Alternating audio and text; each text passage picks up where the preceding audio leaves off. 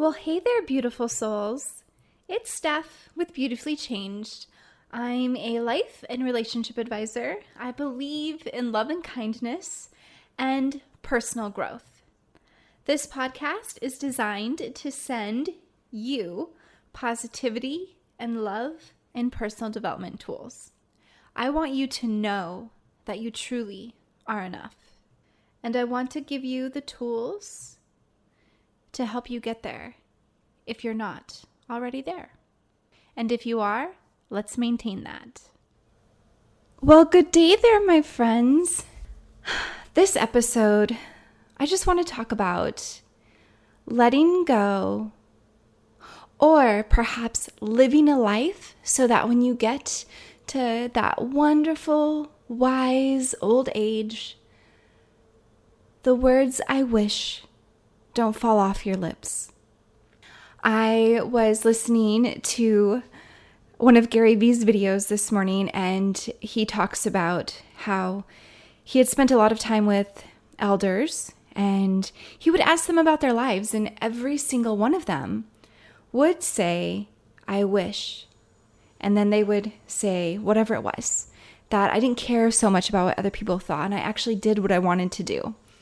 And on they went. So it really inspired him to make sure he does what speaks to him, what he wants to do with this life, this one life that we get.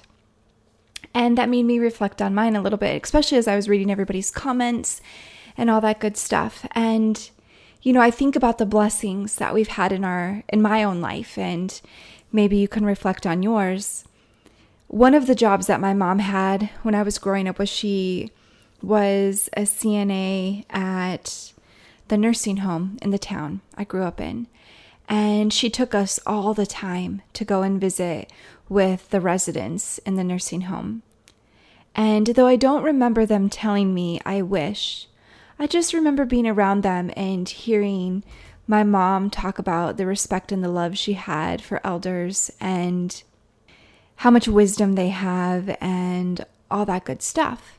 And I also think I just had the gift of being really in tune with my surroundings and just observing a ton in the world, looking at what's going on. And perhaps it was, the life that I had been given that also inspired me to push through and not worry so much about what other people think, even though I still get caught in that trap and I'm actually still working through it. Being in my 30s, it's still something that I'm working through. However, when I think about, the gifts in life, like even when Sunny and I were talking in her interview, and we talked about how a lot of times if the people in our lives were who we needed, maybe we wouldn't be who we are. And it's always kind of a gift, right? So I think about a pivotal moment in my life, and it was when I was going to college. And I remember my parents wouldn't bring me. And I'm sure their reasons would say they couldn't bring me, but through my eyes, they didn't or wouldn't. So just the lens that we use, right? And my parents wouldn't bring me to college. So luckily, I had always been friends with, if I had a boyfriend, or when I had a boyfriend, I always became really good friends with their moms. And I remember one boyfriend in particular, but his mom just was so amazing to me. And I still love her to this day, and we have such an amazing relationship.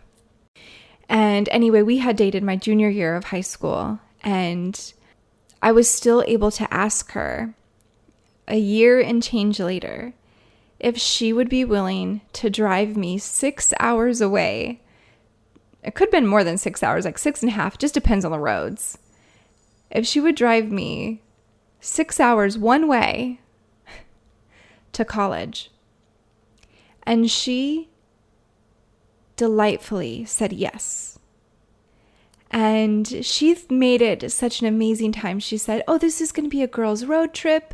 And she made it so fun. And even if it was a huge inconvenience for her, not 1 ounce of her let me know that. and she invited a friend to go with her. So I remember here I am on this road trip, going to college, starting this new transition in my life. And Sandy and Susan are driving me there. And we're having this incredible talk. And I'm 18 years old, and they tell me, and Susan has this amazing story about doing what you want to do so that resentment doesn't become a part of your life or take up your heart or take up your relationships.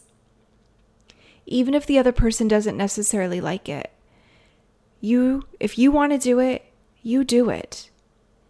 And I was like, wait a second, I can do that? I don't have to take care of everybody else's feelings and sacrifice my own?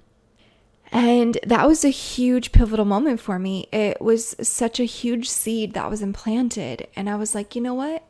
I am going to do the things that I want to do. And I carry that with me to this day. I have that conversation all the time with myself. Is this something that if I don't do, I will resent later? And if I will, resentment, I don't want to live inside me because that brings so many other toxins with it. So if it's something that will cause resentment, then I have to have a tough conversation, whether it's with myself or other people. And this also makes me think about, I hear women all the time, and I know men do too, you just don't hear it as often. I think they do it internally more. But women all the time insulting themselves, insulting their bodies. Look how fat I am. I'm so gross. Ew, look at my body, right? So focused on their bodies. And luckily, when I was young, again in high school, I remember looking at pictures of these women because I've always been drawn to having relationships, deep friendships with older women as like mentors or just, I don't know, I always felt so nurturing and comforting. And I was always gaining so much wisdom from them, like I was able to learn from their mistakes instead of having to make them myself. And anyway, I remember watching them as they would show me pictures of themselves when they were young, and they would say almost every single one of them, and they were maybe in their 30s or 40s at the time, and they would say, oh my gosh, look how amazing I looked there. And I thought I was fat. I spent all my time worried about being fat or what I looked like. And now I look at myself and I just think, look how amazing I looked. I can't believe I was that hard on myself. And I started taking that in and practicing that myself, because before that, I really remember thinking, and I even think I said to my friend at the time when I was in 8th grade or a freshman in high school, I was so worried to weigh 110 pounds. And I remember telling her, oh my gosh, I don't know what I'll ever do if I weigh 110 pounds. And she just looked at me and was like, you're ridiculous. However, that was a real fear I had. I really thought I would be less valuable if I weighed 110 pounds, which I know is absurd now. Anyway, so then a few years later, when I hear these older women talking about themselves like that, I took a really hard look at myself. And I remember looking in the mirror and looking at pictures of myself, and I thought, what the hell am I doing? I look fantastic.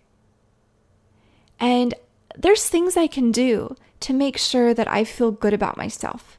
I can pay attention to how I'm treating myself, the things I'm saying to myself. I'm in charge of if I work out or not. I'm in charge of what I eat. And I can eat things that I enjoy and not beat myself up about it. Like if I want to have ice cream, I'm going to have ice cream. And I remember one time a guy I was dating told me that I can't have ice cream so much because that would make me fat. And I just told him, I'm going to have ice cream if I want to have ice cream. That was so absurd. And I think it's because all of these things tied together, that's it. They were all tied together. They all linked together into helping me continue to do what I wanted to do. I also think that I grew up in such a small town where judgment is so heavy because everybody knows everybody and all these things. And I grew up in the family that's the bad family. I'm air quoting right now. So my friends couldn't stay the night at my house or all these things. My parents are alcoholics. And so I just felt judged all the time. And I remember even one time, okay, so where I grew up, it gets really cold, like negative 50 degrees in the winter, right? With wind chill, really cold. Anyway, I was at my friend's house and my parents smoked.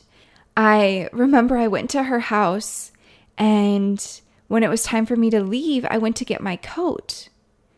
And my friend said, "Oh, my mom put your coat outside because it was so smoky smelling. She didn't want it in the house."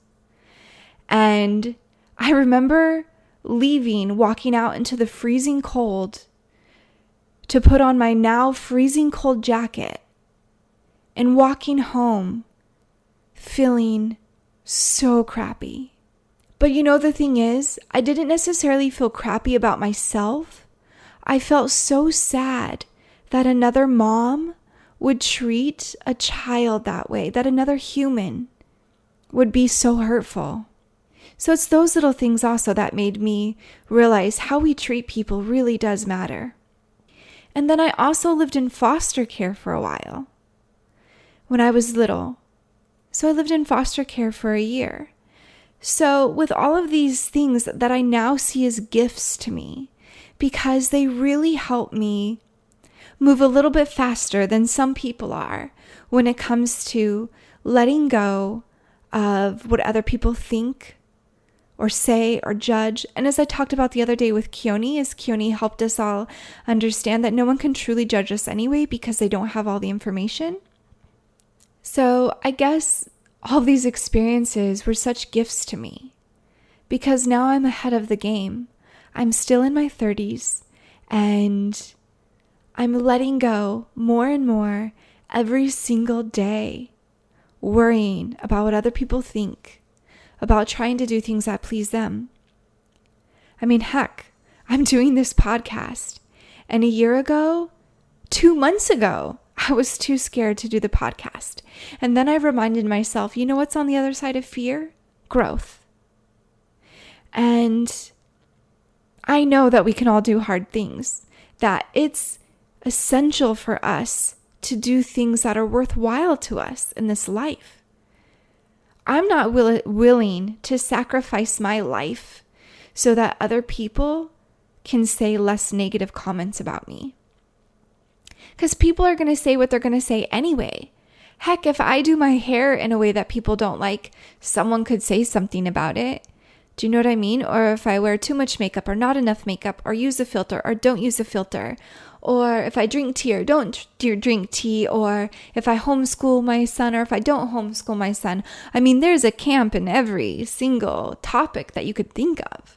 And so if I spend my time trying to make my choices for other people, I will lose myself.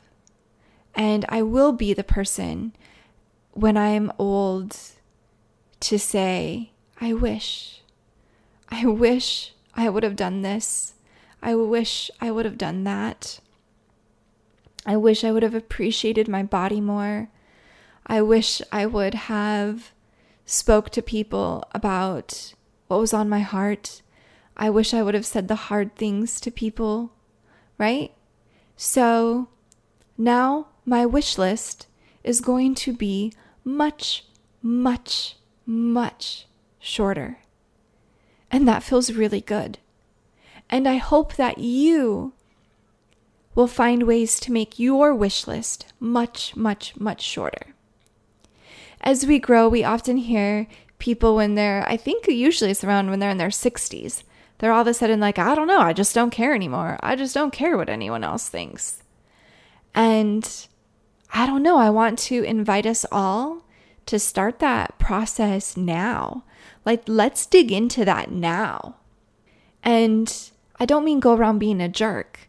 I just mean do what speaks to you. If you want to color your hair a different color, by all means do it. If you want to get a tattoo, a piercing, if you want to travel the world, or if you just never want to travel ever and only stay in your hometown, that's fine too.